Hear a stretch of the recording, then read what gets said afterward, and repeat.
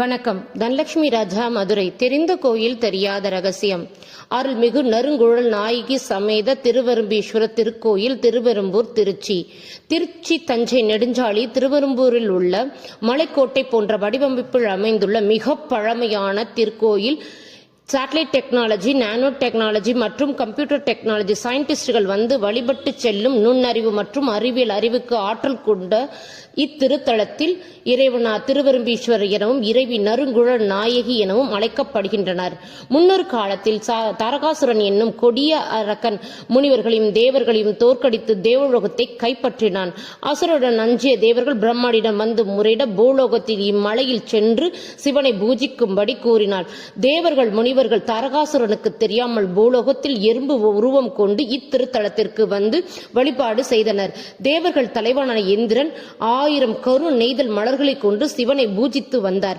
எறும்பு வடிவில் இருந்த தேவர்கள் புற்றுமண் லிங்கமாக உள்ள சிவபெருமானை எறும்புகள் வழிபட சிரமப்பட்டதனால் தனது சிவலிங்கத்தின் தலையை சாய்த்து கொடுத்தார். தனக்கு தலைவணங்கி போற்றும் அடியவர்களுக்கு இறைவனே தலைவணங்கி அருள் செய்வதாக ஐதீகம்.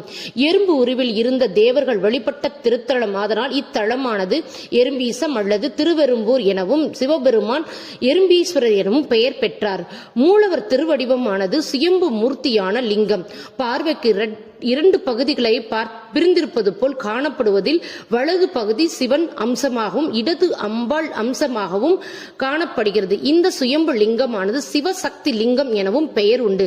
தினமும் சுவாமிக்கு பூஜை நடக்கும் வேளையில் கருவறையில் எறும்புகள் வரிசையாக ஊர்ந்து சென்று நெய்வேத்திய பொருட்களை எடுத்து கொண்டு செல்வதை நாம் காணலாம். மூலவர் லிங்கமானது மண்புற்று வடிவில் உள்ளதால் அபிஷேகம் செய்யாமல் கவசம் பொருத்திய பின்னரே அபிஷேகம் நடைபெறும். வடப்புறம் சாய்ந்த நிலையில் உள்ள லிங்க திருமேனியின் மேற்புறம் சுரசுரப்பாக எறும்புகள் சிவலிங்கத்தின் மீது ஊர்ந்த அடையாளமானது காணப்படுவது தனிச்சிறப்பு. சுவாமியின் கருவறையானது முற்றிலும் பாறை கற்களினால் அமைக்கப்பட்டுள்ளது. அம்பாள் நறுங்குழல் நாயகி நறுமணத்தை தரவள்ளக்கூடிய கூந்தலுடன் காணப்படுவதாக ஐதீகம். அதனாலே இப்பெயருடன் விளங்குகிறார்.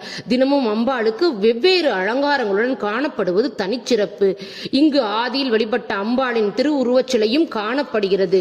கோட்டை போன்ற வடிவமைப்பில் உள்ள கட்டப்பட்ட இக்கோயிலில் தேவர்கள் எறும்புகளாக வந்து வழிபட்ட திருத்தலத்தில் தொழில், வேலை, இன்டர்வியூ மற்றும் கணினி அறிவு போன்ற நுணுக்கமான அறிவியல் வேலைப்பாடுகளை கொண்டு சுறுசுறுப்புடன் செயல்படும் தொழில் சார்ந்தவர்கள் இக்கோயிலுக்கு வந்து வழிபட்டு வேண்டுதல் நிறைவேறும் என்பது ஐதீகம்.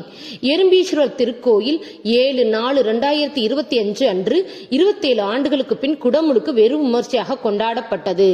இக்கோயில் புதுப்பொலிவுடன்